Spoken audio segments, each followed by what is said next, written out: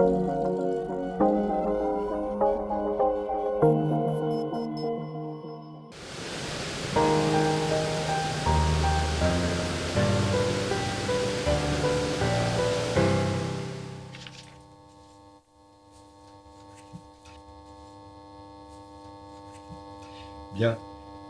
J'ai lu ce que vous avez écrit sur votre maladie, votre ressenti.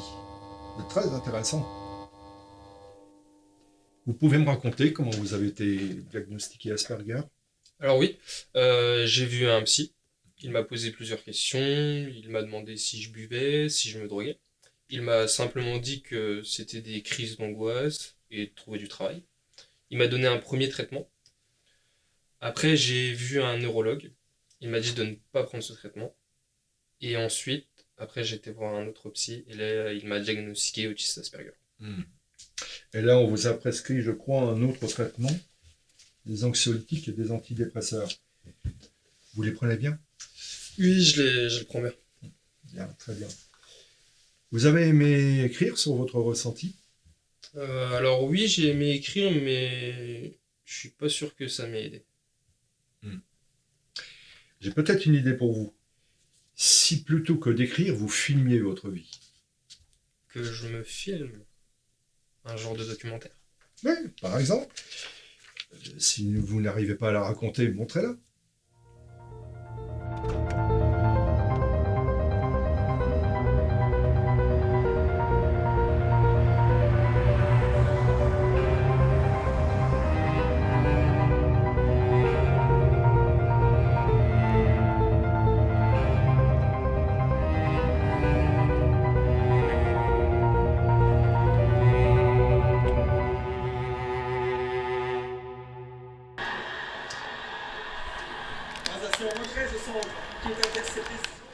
Hey Vince, Oui, ouais, ouais.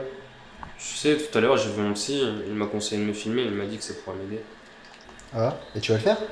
Ouais, je pense que je pourrais faire un genre de documentaire ou un truc comme ça. Ouais, ça pourrait être pas mal. Mais je sais pas comment on fait, tu pourrais m'aider? Tu fais quoi en ce moment? En ce moment, je suis en attente de projet. Donc tu fais rien? Ouais, ok, je vais t'aider.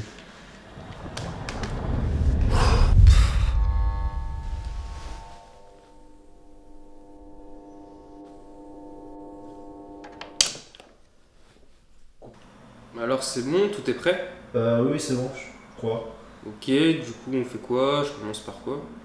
Je sais pas, tu pourrais commencer par raconter une de tes crises par exemple. Une de mes crises?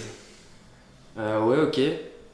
Je bossais en magasin, un jour il faisait beau, je me souviens qu'il faisait beau, c'est tout, je vais au travail, je fais ce que j'ai à faire. Sauf que à un moment, je commence à ressentir une fatigue, à être agité, à avoir le cœur qui s'emballe. Tu vois ce que je veux dire quand tout s'accélère. Puis je décide de courir me rafraîchir les idées, mais il n'y a rien à faire, je me calme pas. Je sors de mon magasin en hurlant, en transe totale. J'avais comme un sentiment de ne plus exister. C'est comme si j'étais possédé, comme si je n'existais plus. Enfin passe ma crise, la responsable appelle le SAMU, puis je suis rentré chez moi parce que pour tout le monde c'était une simple crise d'angoisse. Ça te va comme ça? Ouais, carrément. Ouais, ouais. Ouais, Vince. Pourquoi tu filmes là? Y'a rien à filmer.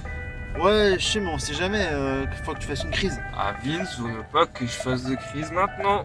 Attention. Tiens. Arrive chez mes parents, il fait beau. Putain, mais vous êtes sérieux, je peux pas compter sur vous. Vous me cassez les couilles. Vas-y putain, ça me fait chier, mes parents veulent plus. Personne me comprend.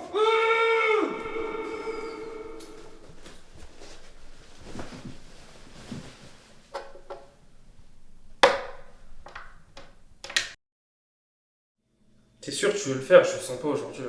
Mais si, t'inquiète, ça va aller vite. Tiens, Freddy, tu pourrais raconter une fois où t'as assisté à une crise par exemple? On était chez un pote et je venais d'avoir mon diplôme. Donc je l'annonce à tout le monde, tout content, et là, subitement, Wesley me plante avec une fourchette. Bon, il m'a pas embroché, mais ça m'a fait mal, donc ça m'a énervé, donc on a commencé à se battre, à se pousser. Et puis on nous a séparés. Et c'est quelques années après que j'ai su que c'était dû à son syndrome. Super, merci. Océane, tu peux raconter comment tu as vécu une crise avec lui? Alors, quand on a commencé à se parler, je le trouvais bizarre. Par exemple, il me parlait souvent de Castor et je trouvais ça très étrange. Au début, je le pensais même drogué et je n'étais pas la seule. Et une fois, on a mangé avec une amie et elle m'a posé la question de savoir s'il se droguait ou non. Arrête de filmer, là ça me gonfle.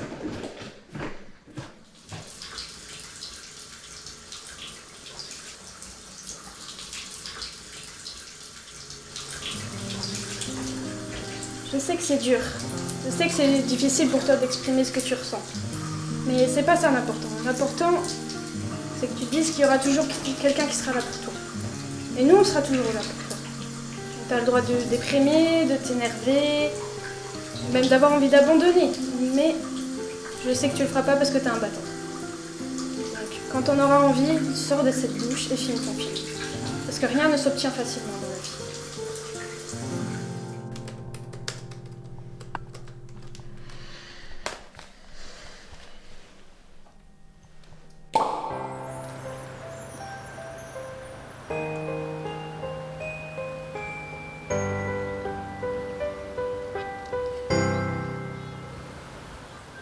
J'ai fini le documentaire. Ah, c'est super ça. J'ai eu du mal à trouver la fin, je pensais que ça pouvait que mal finir. Et alors, ça finit mal?